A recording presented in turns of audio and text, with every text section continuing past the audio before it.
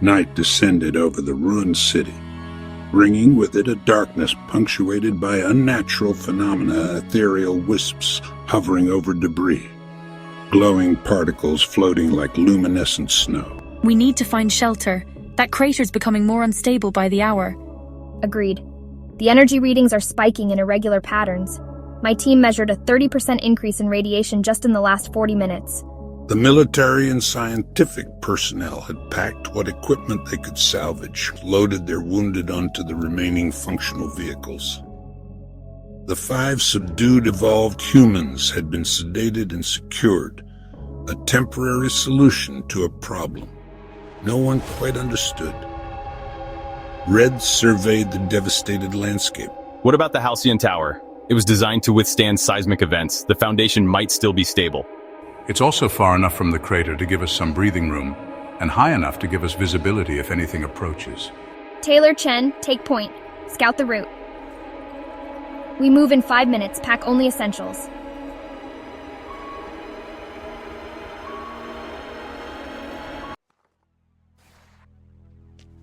The Halcyon Tower loomed before them like a monument to partial survival.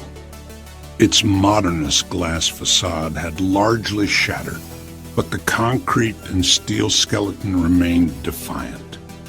The lobby, once an elegant showcase of corporate prosperity, now served as an impromptu entrance to their sanctuary, marble floors cracked and reception desks overturned. The emergency generators might still be operational.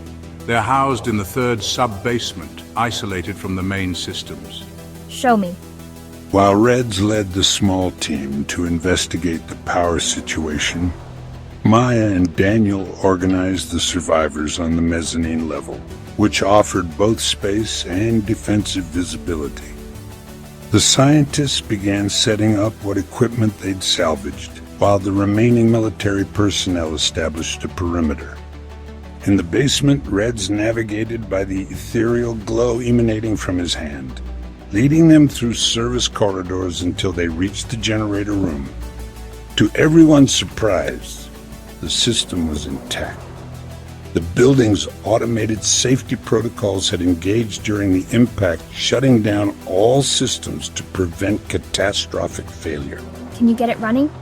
The fuel reserves are still at 80%. We could have power, but I'd recommend running it only when absolutely necessary to conserve fuel. Do it. 1 hour now to get established, then we ration. I need to ask you something. Your abilities, the manipulation of energy. How much control do you have? Because the US government has been researching psychokinetic phenomena since the 1950s. Project Stargate, MK Ultra's ESP divisions, the remote viewing programs, all documented, declassified. We've encountered individuals with pyrokinetic capabilities like your friend Maya, telekinetics like Daniel, but never someone who could manipulate the fundamental energy of reality itself. It's evolving, growing stronger. Why? You're saying I'm unique even among whatever we are now? I'm saying that what's happening to you might be the key to understanding all of this. The others manifest physical manipulations of energy, heat, motion. You're tapping into something more fundamental, the same energy that's emanating from that crater. The generators hummed to life before Reddz could respond, lights flickering on throughout the basement. The technicians gave a small cheer of triumph. We should get back to the others. They'll be wondering what's keeping us. We'll talk more about this, Reddz. Count on it. When they returned to the mezzanine, the difference was remarkable. With limited power restored, the survivors had transformed the space into a functional base of operations. You got the power working. Good job. The building did most of the work. How are our guests? Still unconscious. The sedatives seem to be wearing off faster than they should, though. Daniel searched what was left of the kitchen facilities. It's not good, Reddz. There's barely enough food for 2 days, even rationing heavily. We need to find supplies. And not just food. Medical supplies, clean water, batteries, communication equipment if possible. We need to send out search parties. Small mobile groups that can cover ground quickly and avoid detection. I'll go. I can sense energy signatures now. Might help avoid mutant clusters. I'll go too. My telekinesis can help move supplies if we find a cache. Maya should stay here. Her pyrokinesis is our best defense if those 5 wake up or if we're attacked. Fine, but you take a radio. First sign of trouble, you call for backup. You realize she's studying us, right, Rivera? Collecting data. I know. She told me the government's been researching psychic phenomena for decades, just trying to solve problems as they come, one apocalyptic crisis at a time. The preparation for the supply run didn't take long. There wasn't much to prepare with. One of Rivera's soldiers, Sergeant Park, insisted on accompanying them for security. Though both men suspected she was under orders to observe their abilities as much as provide protection. Be careful out there. The mutants are getting more organized. The translucent one you described?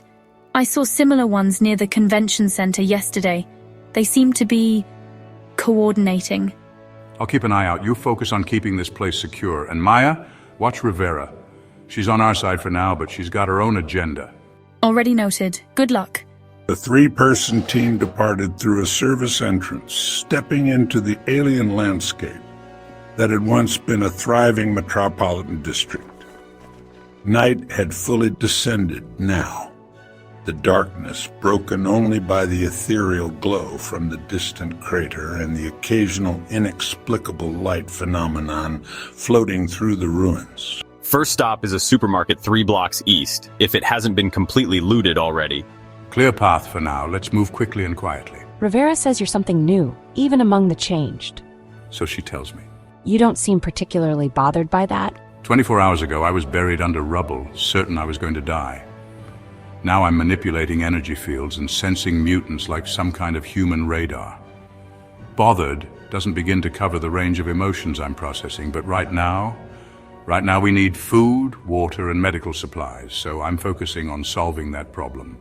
Practical. I can work with practical. The journey continued, the unlikely trio moving through the shadows of a world transformed, searching for the resources that might help them survive not just the night, but whatever new order was emerging from the cosmic chaos that had engulfed them all.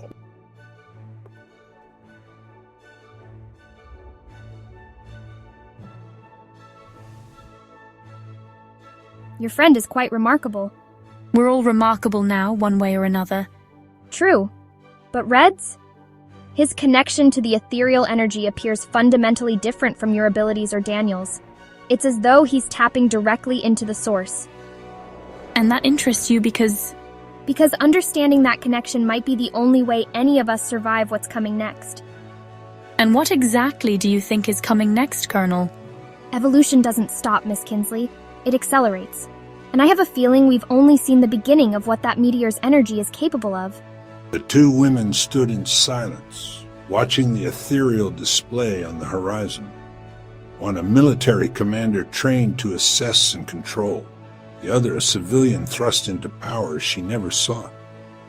And in the ruins beyond, Reddz led his small team deeper into the unknown, the ethereal energy pulsing beneath his skin in harmony with the cosmic forces that had forever altered humanity's path.